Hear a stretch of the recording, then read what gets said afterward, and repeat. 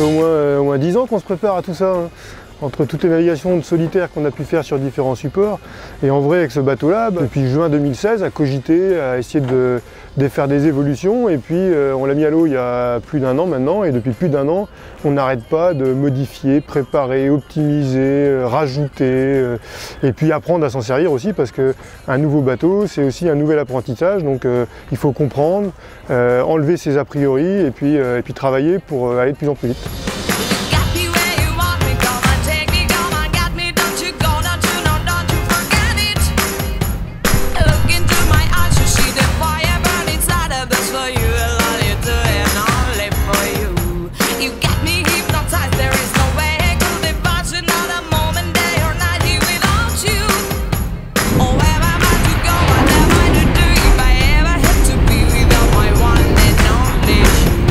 Alors ce bateau, il est bourré de petites choses particulières par rapport aux autres.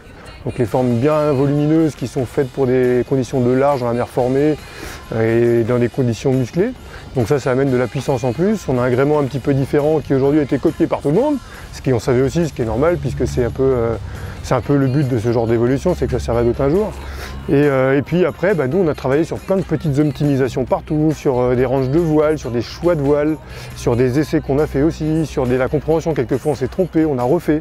Et puis maintenant, depuis quelques mois, on travaille aussi sur l'équilibre du bateau, sur reculer beaucoup les poids, sur améliorer tous les petits défauts qu'on peut voir en permanence. Bon, on est en essai de bateau dans 40 nœuds de vent, 15 jours avant le départ de la route d'Europe. Je ne sais pas si c'est très malin. Avec le petit Xav, en tout cas, on teste le matériel. Pour l'instant, ça tient bien. Xavier, son métier, lui, c'est de travailler pour que le bateau soit le plus près possible et le mieux possible pour qu'il n'y ait pas de soucis derrière. Et puis là maintenant, en ce moment, on est sur la petite finition. Donc maintenant, on essaie de protéger un petit peu plus le marin. Demain, on nous dirait, il faut prendre le départ d'une transatlantique, on peut y aller demain. On continue à améliorer et ça, on le fera jusqu'à la semaine avant le départ.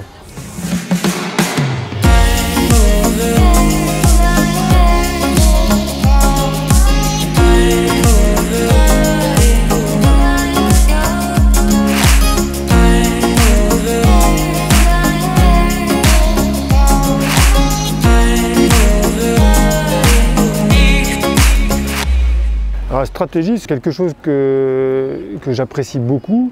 Il se trouve que je suis aussi un petit peu joueur de temps en temps, parce que j'aime bien faire des choses un peu différentes des autres. Pas n'importe comment, bien sûr, parce que il faut jouer avec la météo, les performances de son bateau, les concurrents autour de nous, la place dans laquelle on est, la place dans laquelle on veut avoir.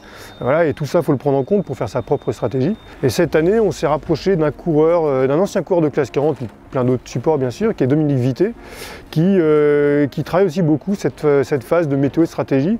Et moi j'ai beaucoup aimé son approche parce qu'il y a à la fois l'approche d'un météorologue, mais aussi d'un coureur qui a eu nos contraintes. Et donc il nous a amené certaines méthodologies, des choses qu'on connaissait déjà peut-être aussi avant, mais qui nous a mis la puce à l'oreille sur des petites choses. Attention, à ce moment-là, il faut faire attention à cette carte-là. Là, sur cette situation-là, il faut prendre une image satellite. Là, à ce moment-là, il ne faut pas être devant la table à cartes, il faut être dehors, aborder les voiles, ça ne sert à rien d'être dedans. Voilà, et donc des idées un peu différentes et une méthode un peu améliorée de ce qu'on fait d'habitude.